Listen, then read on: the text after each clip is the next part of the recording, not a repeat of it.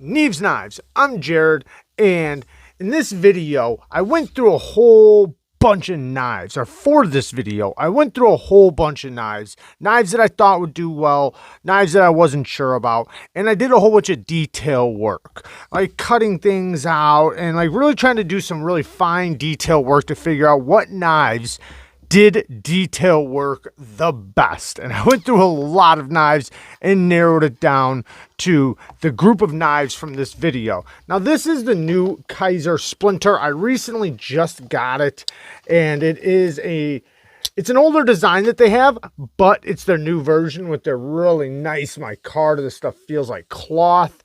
And it is on phosphor bronze and Teflon washers. Very, very smooth. I did take it apart and clean it up, but awesome, awesome knife. But before we get to this one, some of the knives that didn't make it, and just to show you reasons why. So, like this little Protec. This little Protec actually works really good.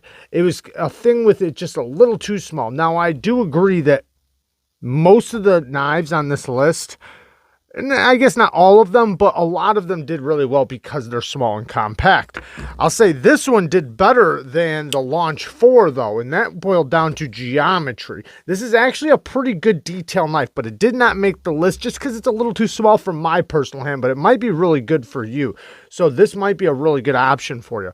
But the Launch 4 is just entirely way too thick in the tip, so it mostly tore rather than did a good job at detail work. So even though this would be good for like opening things up, it's just not really good for actual detail work. Now, this is an automatic knife, the Launch 4, USA made, CPM 154 steel. Now, knives that did do well. Or also, let me go through another knife that actually I thought would do really good. I thought that this knife, this is the Kaiser mstealth. This knife I thought was going to do fantastic because this knife is like kind of a detailed type of knife. One thing held it back, and this is the Kaiser mstealth. I have reviews on this knife, so if you want to check it out, you can. Some of these knives I don't have reviews on though, but it's pokey back here. So in the hand, when I'm pushing this way like this, it's poking me the whole time.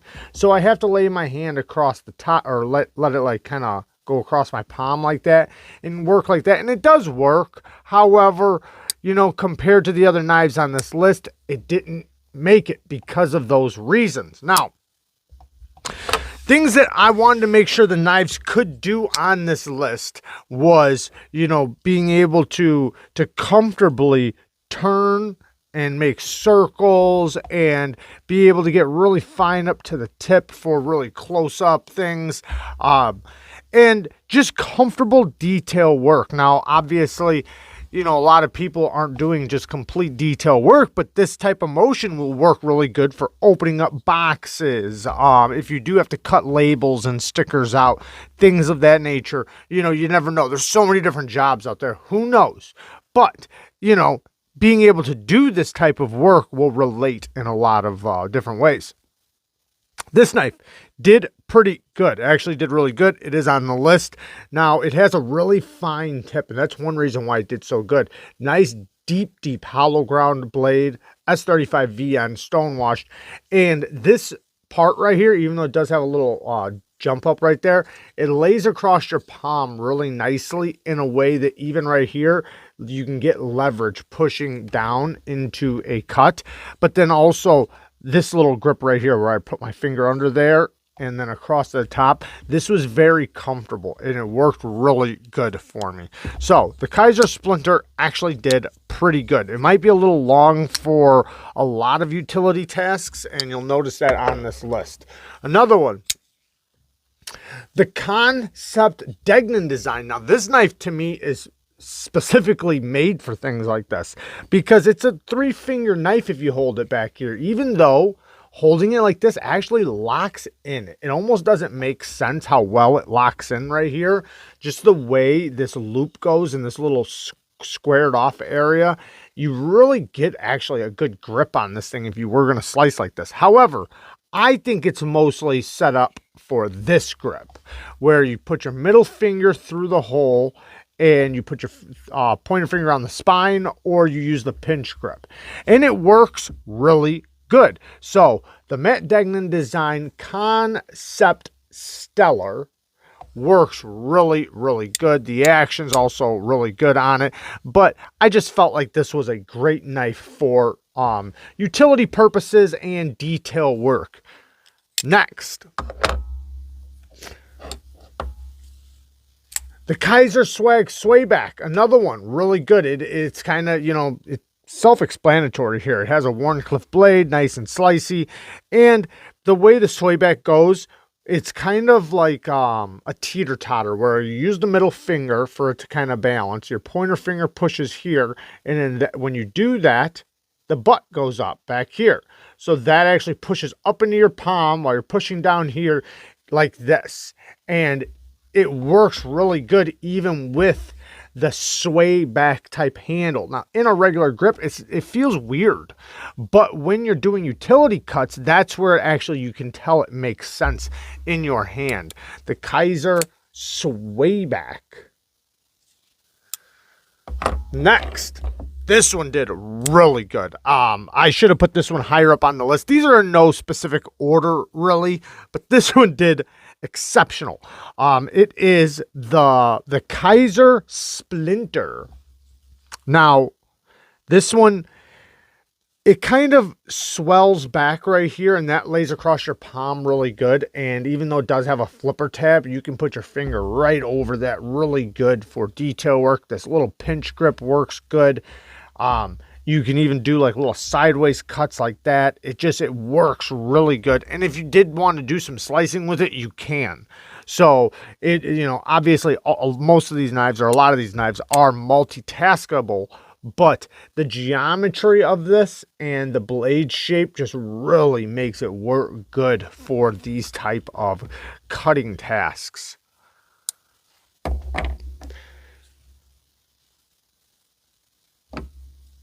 Now, the little baby Banter, it did pretty good. Not the best. I kept it on the list because it is kind of that kind of knife, and it did work out okay. Not the best, though. It's just not the best blade shape for it. However, depending on what you're doing, it might actually excel in what you're doing. But this little grip and being able to put this part right against my palm, it was actually pretty comfortable to use with these little detailed type of tasks. And it is a little compact little knife. You can get a 4-finger grip on it, even though it does only have like a 2-inch blade. Now, one of the biggest factors in this video you're going to notice is the ability to get the tip to the surface and get leverage. Because if the tip is, if you don't have a lot of belly, because with a lot of belly, your tip winds up being so far up towards the spine that it's harder to get to the tip. But when you can get to the tip very easily, it makes for really good utility cuts, a lot of control in your cuts, especially with the tip of the knife, more so than the belly. Now, this knife was actually designed for your finger to go right here for utility tasks, which is probably why it works pretty good.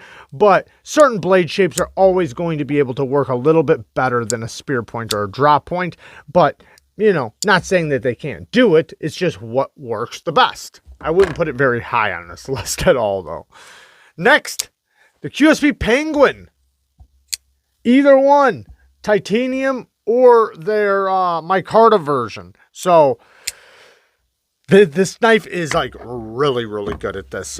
It is kind of like a claw, the way the sheep's foot blade works out and the way the handle goes. I mean, this is not a big knife, but it's a really good size knife for detailed work, because you can get up right up underneath that blade right there.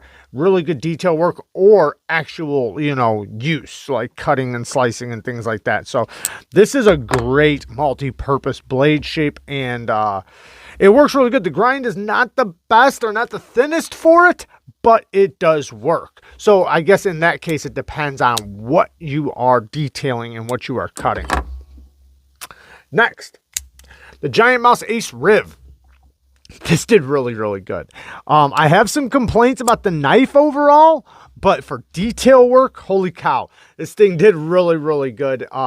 This is a little bit pokey back there if you let it rub around, but when you're holding it right, I mean, this thing is, it just, you feel like you can move around really good with this little tiny blade, and the pinch grips work really good. You can get your finger right on that spine for real, you know, close up little tiny tasks. And awesome little knife though. This is the giant Mouse Ace Riv. Next, now this knife is built for things like this. The Civivi McKenna. This is amazing at detail work. The handle, the way it's shaped, you know, you can really get your fingers up underneath and pinch it for these type of cuts, or the finger on the spine. The blade is nice and thin. The grind is nice and thin. It just works so good for detail work and things like that. And it's a decent enough size to where it's small for the detail work, or, you know, good enough for regular cutting use, as long as you're not doing like long-term cutting. But for detail work, yeah, man, this thing works so good. The Civivi McKenna. Awesome, awesome detail knife. The Kubey KU, what the heck was it? 122? Is that what it is? I think it's the 122. This little knife, really, really good as well. And it has to do with this handle, and this tip is so fine. Now, you do have to be careful not to break it, but man, for detail work, holy cow, this thing works so good. This handle is very, very comfortable, and when you get it in the utility cutting grip, this little spot right there, you know, like really pushes up against your palm. You can get up nice and close if you want. You can go back farther. You can get a lot of leverage poking straight down and pulling back. You can take advantage of this little spot right there if you really want to, for like picking and things like that. You can do the pinch grips really good in all directions. What a fantastic knife. The geometry is really nice on this. And this is a good size between small and medium. So you can do a lot of other things with it as well. The Kaiser Dialorme. This is 20 CV blade steel G10. This is a great example of a utility knife for, you know, smaller tasks. Now, I will say it's not the thinnest grind, but it works. It works so good. One, it's a neutral grip. So in that neutral grip, you can get a lot of pressure down and pull back. Or you can get your finger right there and pull back. You can really pick. You can go from, say if this was a box right here, I could slice the tape right here, easily just flip it from that grip to this grip and do the sides. Like, it's just so, because of the neutral ergos, it does work out really good in lots of little grips, and the blade is super useful. Great, great knife too. This is an awesome little guy. Next, this is the Civivi Hadros, Dylan Mallory design, 10 CR, 15 MOV or 13 MOV, one of the two. Anyways, it works really, really good with this deep hollow grind. The utility cuts are really, really nice. Now, I have not laid back the edge on this yet, and that I already know, just poke myself, that I already know will benefit this thing a lot, because the edge wasn't the best from the factory. However, I can tell, and just doing it, you know, this thing works really good for the detail work. The handle is thin, you know, or not, you know, it's not broad, not tall, but it's really short, but the blade winds up feeling a lot bigger than the handle, and you can get up a nice grip to it for lots of leverage pushing down and pulling back. You can get these finger grips, and since it doesn't have a flipper tab, you can get these really close pinch grips. The Hadros works great for the utility tasks or for fine duty tasks. Only a couple more. This is the Kaiser Genie, and this one works great. Now, this one's a little larger.